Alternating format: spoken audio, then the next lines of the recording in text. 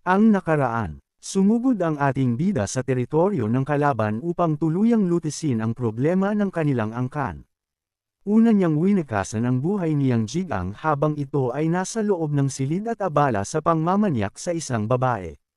Habang papalipat siya sa ibang silid, nakasalubong niya si Zheng Yu, ang pangalawang pinuno ng Yang Syndicate. Subalit wala itong nagawa upang pigilan siya at hinayaan na lamang itong dumaan. Pagpapatuloy, sa isang silid ay biglang bumukas ang pinto. Bumungad sa ating bida ang dalawang pinuno ng Yang Syndicate at ang pinuno ng Hound Dog. Sino kang bastardo ka? Gulat na bulalas ni Yang Jisshi. Sumagot naman ang ating bida ng may kumpiyansa. Ako ang anak ng pamilyang gustong ninyong lipulin. Anong pinagsasabi mo? Anong pamilya? Saad ni Yang Jisshi na lubos na naguguluhan sa mga nangyayari. Ngunit bigla niyang napagtanto ang tinutukoy nito, ang pamilyang B. At sa boses pa lamang ng binata, nakilala niya kung sino ito. Tinanong niya, ikaw ba si Billy Juan? At hindi naman ito itinanggi ng ating bida. Taka ng taka si Yang Jisshi. Hindi niya maintindihan kung saan nanggaling ang tapang ng binata at kung paano ito nakapasok sa lugar na iyon ng ganoon kadali. Wala na ring mahalaga iyon. Papatayin ko rin naman siya, wika ni Yang Jisshi sa kanyang sarili. Agad niyang inutusan ang pinuno ng mga mersenaryo, si Bloodhound, upang patayin ang ating bida. Tumawa naman si Bloodhound at nanghingi ng dagdag na 500 taels kapalit ng pagpatay sa binata. Agad na nagalit si Yang Jisshi. Bakit daw magdadagdag pa? Papatayin din naman natin ito. Subalit sinagot lang siya ni Bloodhound, oo, papatayin nga, pero hindi sa lugar na ito. Kung ayaw mo, gawin mo na lang sa sarili mo, pang-aasar nito kay Yang Jisshi. Wala namang magawa si Yang Jisshi kaya pumayag na lang ito sa kondisyon ni Bloodhound. Tuwa ng tuwa si Bloodhound at agad na hinawakan ang kanyang sandata na hawig ng bagwa ni Kaido at Yamato. Salamat sa pagpunta mo dito, sabi nito sa ating bida. Dahil sayo, may dagdag na akong 500 taels. Hindi naman natinag dito ang ating bida. Nagtanong lang ito ng seryoso, ikaw ba ang sinasabing pinuno ng mersenaryong Hound Dog? Nagulat ang lalaki at napangiti. Kilala pala ako. Kung alam mo ang aming grupo, dapat alam mo rin na mamamatay ka na din ngayon. Tama di ba? At agad na sumugod ito sa ating bida ng walang paabi. Subalit naiwasan lang ito ng ating bida ng mabilis. BOOOSH. Nagkalat ang alikabok at mga tipak ng dingding na tinamaan ng atake ni Bloodhound. Medyo nahihirapan ang ating bida dahil sa limitadong lakas ng katawan. Nasa 5 taon lamang ang inner chi na taglay ni Billy Juan sa kasalukuyan. Mabilis ka pala, puri ni Bloodhound habang hinihingal. Hindi na nagpatumpik-tampak pa at muling umatake ang kalaban ng mas puwersado. Naiwasan naman ito ng ating bida sa pamamagitan ng pagtalon ng mataas. Napakabagal talaga ng katawan ni Billy Juan, naisip ng ating bida. Kung hindi ko nahulaan ng maaga ang galaw niya, malamang ay durog na at pira-piraso na ako ngayon. Gayunpaman, dahil sa lawak ng kanyang karanasan, nakakatuwa para sa kanya ang ganitong sitwasyon. Nagliwanag ang mga mata ng ating bida, halatang nalilibang siya sa pakikipaglaban. Matagal-tagal na rin daw simula nung hindi siya nailagay sa ganitong klase ng sitwasyon, ang laban ng buhay at kamatayan. Patuloy siyang inaatake ng kalaban at patuloy naman siyang nakakailag ng perpekto. Biglang naging seryoso ang mukha ng ating bida. Alam na alam niya sa sarili na gustong-gusto niya ang pakikipaglaban. Subalit sa kanyang nakaraang buhay, pagkatapos niyang makilala bilang pinakamalakas sa buong Jiangho, naging payapa. At tahimik na lamang ang kanyang mga huling araw. Ngayon, ang atake ng dalawa ay magsasalpukan na. Subalit sa isang mabilis na was-iwas ng espada ng ating bida, nagulat si Bloodhound. Ramdam niya ang bigat at talam ng atake na parang pupunitan at wawasakin ang kanyang buong katawan. Ayon na nga, talsak ang dugo mula sa iba't ibang parte ng katawan ni Bloodhound matapos gamitan ng soul-chasing o sword art technique. Sa unang galaw pa lang, napatumba na ito ng ating bida. Bulagta ang walang buhay na katawan ni Bloodhound sa sahig habang puro puno ng dugo ang paligid. Hindi makapaniwala si Yang Jisri na natalo at namatay ang kanyang inupahang mamamatay tao. Ngunit biglang may naramdaman siya. Hindi siya makapaniwala nang mapansin niyang may malalim na sugat na pala siya sa kanyang dibdib. Hindi niya alam kung kailan at paano ito nangyari. Agad siyang napaluhod habang nakatulala at tinititigan ang likod ng ating bida. Paano ka nagkaroon ng ganyang kakayahan sa pakikipaglaban? Nauutol na tanong nito. Sinagot naman siya ng ating bida ng walang emosyon. Sinong nakakaalam? At kahit ipaliwanag ko pa sa'yo, sigurado akong hindi mo naman maiintindihan. Sabay pulot nito sa mabigat na sandata ni Bloodhound. Takot na takot at nanginginig sa buong katawan si Yang Jisri. Anong binabalak mo? Tanong nito habang nanginginig ang boses. Gusto mo bang palabisan na kaming mga hound dog ang nagpatayan dito? Sumagot ang ating bida, medyo tama ka, pero ang ipagkakalat ko, pagkatapos kanilang patayin dito, tumakas sila at hindi na nakita muli. Doon tuluyang nawala ng bait si Yang Jisri at nagsimulang magmakaawa. Mawawa ka. Huwag, sigaw niya, ibibigay ko lahat, basta't huwag mo lang akong patayin. Ibibigay ko ang lahat ng kayamanan ko. Agad-agad niyang inalok ang lahat ng ari-arian at kapangyarihan kapalit lang ng kanyang buhay. Makakatulong ito ng malaki sa iyo at sa pamilya mo. Pang-aakit pa niya sa ating bida. Tinitigan lang siya ng malamig ng ating bida. Sa isip niya, nakuha pa nitong makipagtawaran at mang-akit sa ganyang kalagayan at posisyon. Patuloy pa rin sa pang-aakit at pamimilit si Yang Jisri. Halos maiyak na ito sa sobrang desperasyon. Marami pa akong idadagdag. Lahat ng negosyo sa lungsod, sa'yo na lahat. Sigaw pa niya. Pero kung papatayin mo ako, wala kang makukuhang kahit ano, Bilijuan. Mauuwi lang sa wala ang lahat. Isipin mo ang pamilya mo. Ngunit ni Katiting na awa ay wala sa mukha ng ating bida. Nanatili itong malamig at determinado. Dahan-daang nagsalita ang ating bida habang nakatitig diretso sa mga mata ng sugatang kalaban. Narinig ko ang sinabi mo kanina, panimula ng ating bida sa mababang at nakakatakot na tono. Sabi mo, may dalawang klase lang ng tao sa Jiangho. Ang malalakas at ang mahihina.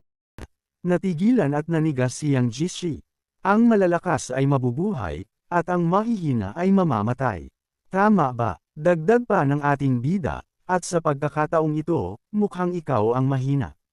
Nanlaki ang mga mata ni Yang Jisri. Doon niya tuluyang napagtanto ang katotohanan. Ginamit laban sa kanya ang sarili niyang mga salita. Wala na siyang masabi, wala na siyang kawala, sa isang iglap.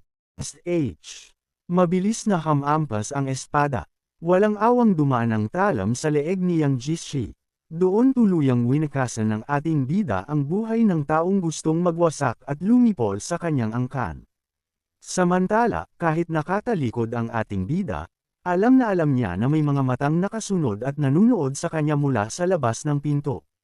Ramdam niya ang presensya at ang mabibilis na tibok ng puso ng nagmamasid. Pumasok ka na, malamig na utos ng ating bida nang hindi man lang lilingan. Matagal ka nang nakikinig dyan. Dahan-daang bumukas ang pinto. Pumasok si Vice Leader Zheng Yu. Nanginginig ang kanyang mga kamay at halos hindi makatayo ng tuwid dahil sa tindi ng takot at kaba na nararamdaman. Pagkabukas niya ng pinto at nakita ang loob ng silid, nanigas siya sa kanyang kinatatayuan. Tumambad sa kanya ang dalawang walang buhay na katawan. Sina Yang Jisri at Bloodhound, parehong nakahandusay sa gitna ng dagat ng sarili nilang dugo. Halos hindi makapaniwala si Zheng Yu. Hindi ma-process ng kanyang isipan na ang batang ito, si Bilijuan, ang may kagagawan nito. Paanong nangyari ito? Paano nagawang talunin ng isang binata ang dalawang pinakamalalakas at pinatatakutang tao sa buong syndicate? Tiningnan siya ng ating bida at seryosong sinabihan. Zheng Yu, mula ngayon, ikaw na ang bagong pinuno ng Yang Syndicate. Nanatiling blanko at walang ekspresyon ang mukha ni Zheng Yu. Wala siyang masabi. Nakatulala lang siya habang unti-unting lumulubog sa kanyang isipan ang bigat at lawak ng mga pangyayari. Kabanata 12. Kinaumagahan, sa may bahay panuluyan na tinuluyan ng ating bida at ni Guangzhou. Dumating ang ating bida na may suot na sombrero. Mukha siyang kalmado at may halong pagtataka nung nakita niya si Guangzhou. Nakaupo ang isang binata sa loob, nakakapit ng mahigpit sa mesa at nakatitig sa kawalan. Mukha itong pagod, balisa, at tila may malalim na iniisip. Bigla namang nagsalita ang babae sa ating bida. Pagkaalis ni Young Master, buong gabi siyang naghintay ng ganyan at hindi natulog, pagsusumbong nito. Nagulat naman si Guangzhou nang nakita niya ang kanyang batang kamahalan na nakabalik na. Sobrang emosyonal ang mukha ni Guangzhou, parang maiiyak ito sa labis na tuwa. Nagsalita si Bailid Ian kay Guangzhou, batang ka, siguradong nag-alala ka sa akin, no? Habang nakatingin siya ng seryoso at malalim kay Guangzhou. Nagpunas na lang ng luha si Guangzhou at sinabing kakain na sila dahil gutom na siya. Napabuntong hininga na lang si Guangzhou at nagtaas ng kamay para tumawag ng serbisyo. Sinabi niya, pakidala po sa amin ang inyong pinakamamahaling pagkain. Masayang sumagot naman ang tagapaglingkod na babae, opo, at agad na kumilos. Masayang nagkakainan ang dalawa habang nag-uusap, samantalang puno ng mga masasarap na pagkain ang mesa nilang dalawa. Habang kumakain, biglang naalala ni Guangzhou ang isang balita at sinabi, naisip ko lang, may kumakalat na balita na pinatay ng Bloodhound, ang pinuno ng Yang Syndicate at tinakas ang lahat ng yaman nito, tanong niya sa ating bida na may halong pagdududa. Tumingin siya kay Bailid Ian at nagtanong ulit, totoo ba yun, di ba? At, nangyari ba talaga ang ganoong bagay? Dagdag pa niya, parang ganun na nga, nag-aalangan na sagot ng ating bida. Subalit makulay talaga si Guangzhou. Nagtanong ulit siya, hindi ba gawa niyo to, Young Master? Hindi ba't kakasabi mo lang na gawa yun ng mga Bloodhound? Sagot ng ating bida, nag-isip si Guangzhou at sinabi, tama nga naman. Paano niyo kaya matatalo ang pinuno ng Yang Syndicate at mga Bloodhound? Hindi naman posible. Tumango lang si Bailid Ian at sumagot, totoo. Maaring isang pagkakataon lang yun. Nandoon ka ng mga oras na yun at nangyari na yun bago pa kayo dumating, dagdag na hula ni Guangzhou. Tumango lang ang ating bida at sinabing, mukha namang may saysay yun.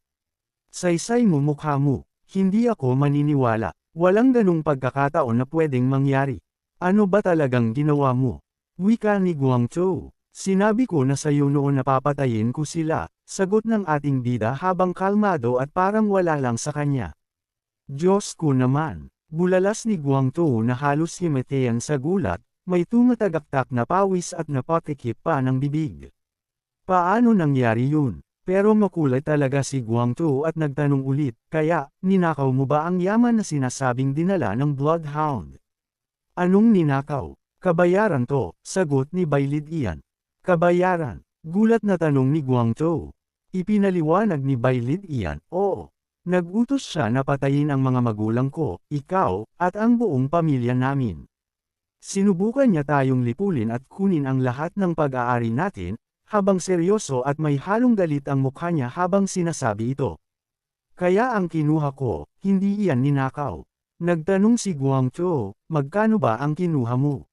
Pakisabi naman, pero wag, ayoko nang malaman, biglang nagbago ang isip nito.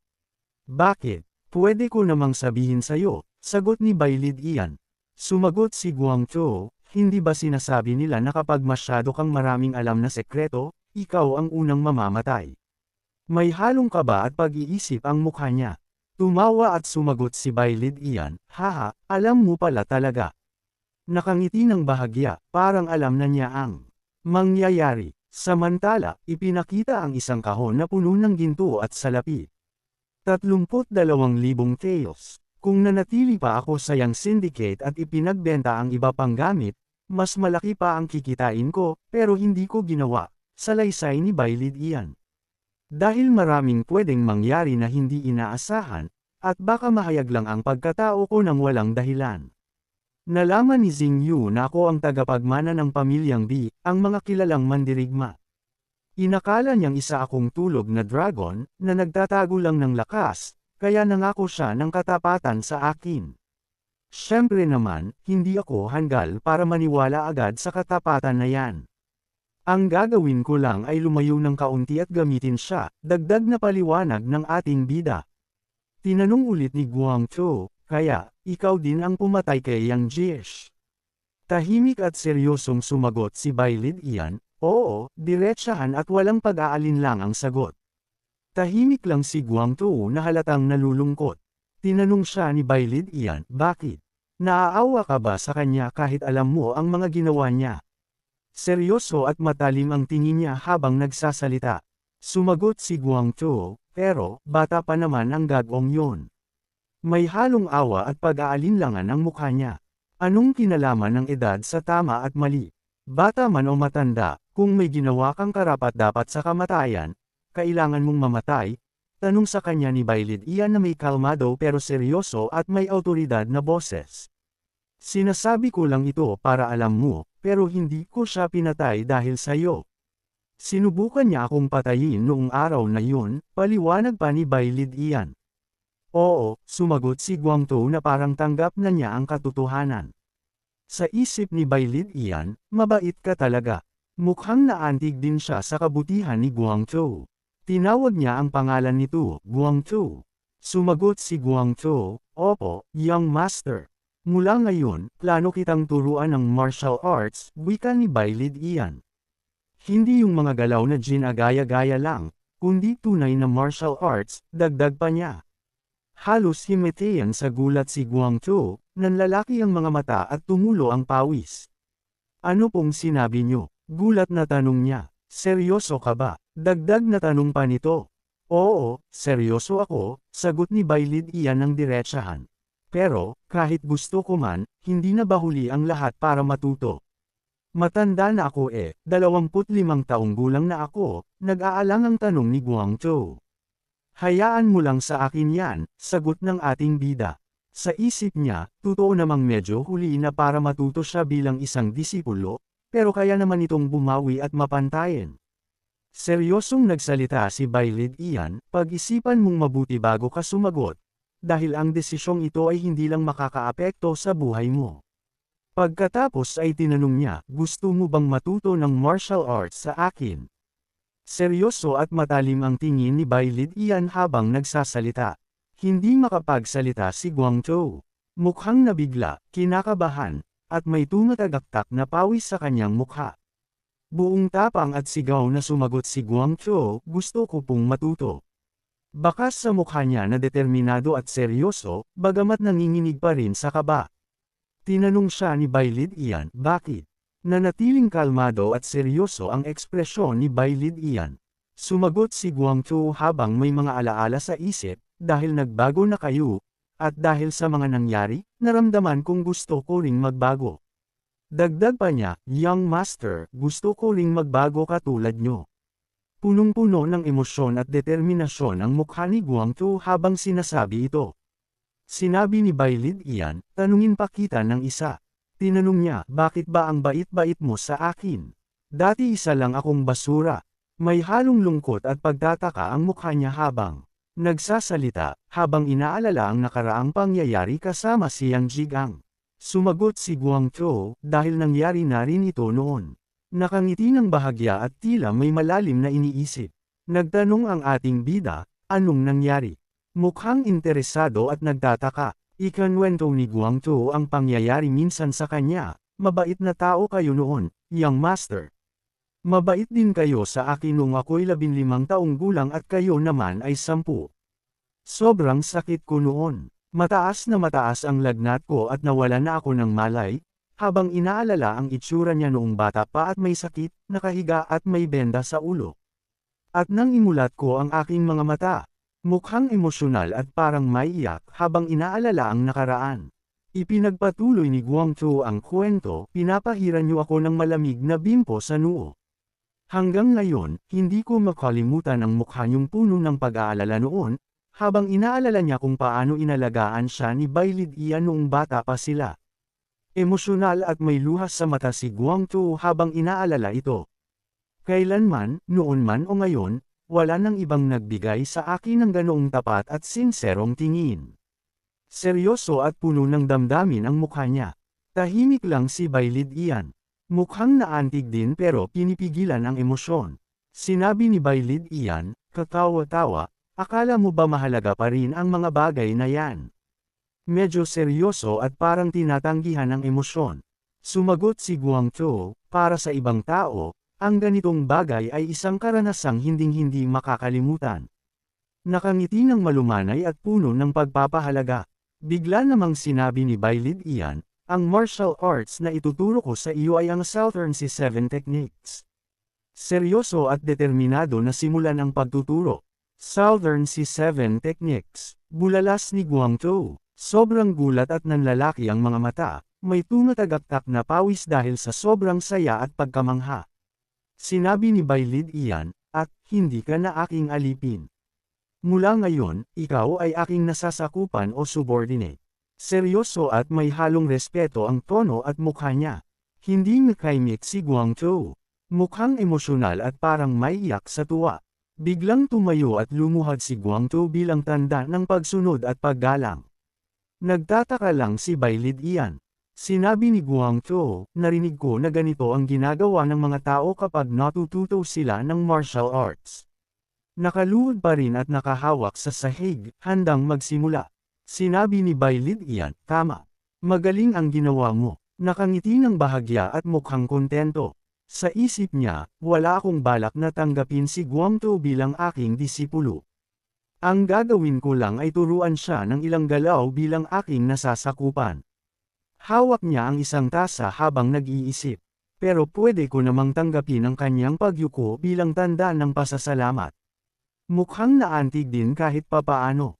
Lumipat ang eksena sa labas at ipinakita ang magandang tanawin ng kabundukan at mga bahay. Hindi ka panipaniwala kung iisipin na susubukan tayong patayin ng pinuno ng Yang Syndicate gamit ang mga palaboy-laboy, wika ng ama ni Bailid iyan. Pero mas malala pala siya kaysa sa inaakala namin, sagot ng ating bida. Kung hindi siya namatay noon, malaki ang gulo na mapapaharap tayong lahat, dagdag pa niya. Seryoso at may halong takot at pagpapahalaga ang mukha ng mga nag-uusap. Nagsalita ang ina ni Bailid iyan, siguradong tinulungan tayo ng langit. Napakaswerte natin. Mukhang napakalaki ng pasasalamat at ginhawa. Sumabat naman ang ama ni Bailid iyan, pero kahit ganon, kailangan pa rin nating bayaran ang utang natin sa Yang Syndicate. Sumagot si Bailid iyan, oo. Seryoso at kalmado. Sa isip ni Bailid iyan, alam ko nang sasabihin niya yan. Akala niya ba utang natin sa Yang Syndicate, hindi kay Yang. Jeesh, mukhang alam na niya ang mangyayari at may sarili siyang pananaw. Sana naman hindi ka masyadong nababahala, ama, wika ni Bailid iyan sa lalaki. Seryoso at may halong emosyon. Sobrang gulat ang mukha ng kanyang ama at ng babae, may tumatagaktak na pawis dahil sa hindi inaasahan. Naiyak sa tuwa ang babae habang nakatingin sa kanila. Sinabi ng ama, oo, sige na, magpahinga ka na. Punong-puno ng emosyon at pagmamahal ang mukha niya. Sumagot si Bailid iyan, opo. Lumipat ang eksena sa labas na may magandang tanawin. Nakatayo si Bailid iyan sa labas, nakatingin sa malayo. Sa isip niya, ama, ito ang unang beses na nasabi ko ang salitang yan. Mukhang nag-iisip at may halong emosyon. Inaalala niya, dahil sa nakaraan kong buhay, puro ina lang ang nagpalaki sa akin mula pagkabata. Wala akong ama noon. Nakangiti ng bahagya habang inaalala ang nakaraan. Kahit ito ang unang beses na nasabi ko, hindi naman masyadong masama ang pakiramdam. Mukhang payapa at kontento na siya sa nararamdaman.